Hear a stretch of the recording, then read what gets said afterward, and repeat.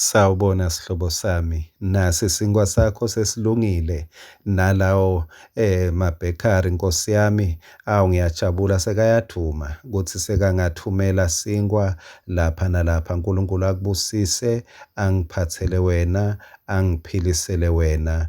Usavuma kuba lithuluzi esandleni sakhe uNkulunkulu. Asidle kanye kanye-ke nawe wena lo wemukelako lo mlayeto encwadzini yaJohane sahluko 6 verse 66 na-67. Emva kwaloko labanyenti bebafunzi bakhe bamhlubuka, abazange baphindze bahambe naye. Ewu, tikhatsi matimatima ngila ubona khona bahlobo bakho mbamba. Jesu ukhuluma liciniso, liyabehlula liciniso labantu benkosi bayamflathela. LiBhayibheli lokubuhlungwana ngilamagama lathi abazange baphindze bahambe naye. Abazange baphindze bamlandzela. Ewu, Jesu bewungacabanga ukuthi lolo wanzise tinkwa badla besutha. Lolo wentela uwayini laba mnanzi emshadweni eKhana. Lolo hambe etikwemandi, lolo vule emehlo etimbumbuthe. Bewungacabanga ukuthi hhayi batamlandzela batamtsanza siphelane. Ewu, kepha nani bamhlubuka. Wena nami asisuticabanga singcono kakhulu kunaJesu.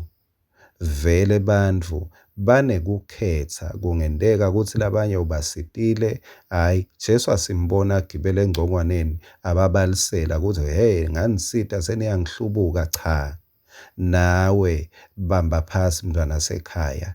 Makwenteka ubona ngathi kukhona lase bakuhlubuka noma wabasita kanganani, wena basakusiti ungabalisi. Jesu, liBhayibheli lithi abazange baphindze bamlandzela.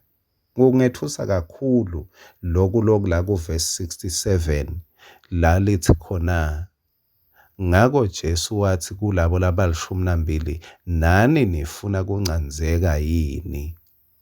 Ukhuluma nalaba nyalo sekusele nje imvushwana yebantfu esikhundleni sekuthi nabo abancengisise, abezamela performe, nabo uthi maja nani niyafuna yini kuhamba? Mangabe nifuna kuhamba nikhululekile. Yini Jesu ende kanje?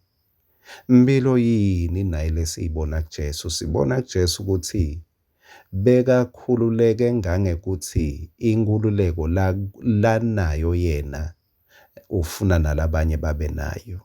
He was so free such that he wanted others to be free. Bekangafuni kuthi bantfu bativele banekwesaba mase bangamlandzeli. Bekafuna abantu bamlandzele ngekukhetsa kwabo nangeluthando lwabo. Ngiyati ngalesinye isikhathi siyayisithandaza Nkosi, mawungangendela naku ngidakulandzela, mawungangendela naku, mawungangikhipha la Nkosi ngitakulandzela siphelane. Angeke ngithi akusikahle kuthandaza kanjalo, kepha ngifuna uphindze ucabange ukuthi Jesu uyinkosi noma ngabe wena sewukhetha otherwise. Noma ngabe wena usakhetha kumlandzela, impumelelo yakhe Jesu akayibuki ngeliso lekuthi wena usamlandzela, uyibuka ngekuthi babe uthini kuye, babe uthini ngaye, iyini intsandvo yababe. Siyafunza futhi lapha liciniso kuJesu ukuthi utawukhumbula makase esiphambanweni. Esiphambanweni uthi uNkulunkulu wami ungishiyelani. Tinombolo tebantfu letinengi azange athi ningishiyelani, kepha wahlushwa kushiywa ngibabe. Awube nenhlitiyo ngesikhathi ulahlekelwa ushiywa. It's a test ukuthi ngubani lomcoka kuwe. Bantfu inkosi lekunika bona, impumelelo inkosi lekunika yona, noma yinkosi licobo lwayo, inkosi yelizulu lemcoka kwedlula bantfu, kwendlula tintfo. Futhi siyafunza ukuthi asingakontroli bantfu, asikontrolwe intsandvo yaNkulunkulu. Asinake kwenta intsandvo yaNkulunkulu. Futhi siyafunza ukuthi kungalandzelwa abantu bangaphinzi bamlandzele lokhu akumethusanga Jesu wase ucabanga ukuthi uyifeyila empilweni usehluleki. Kepha Jesu wadi ukuthi impumelelo yami ayikho ku-performance.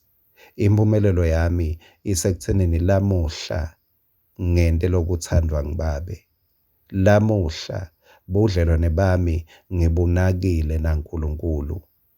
Wena nami asikhumbule iBhayibheli lithi ngaphandle kwekukholwa akwenteki kumthokozisa uNkulunkulu. Hhayi ngaphandle kwekuphefoma, hhayi ngaphandle kwekuthandwa abantu, hhayi ngaphandle kwekubhambathwa abantu, ngaphandle kwekukholwa akwendeke kumthokozisa uNkulunkulu. Kwangathi uNkulunkulu angakubusisa usanaka liciniso lekumele ukuthi ungalicompromise noma ngabe sekwentekani ngaloko lokujude nawe nangetindo lonato.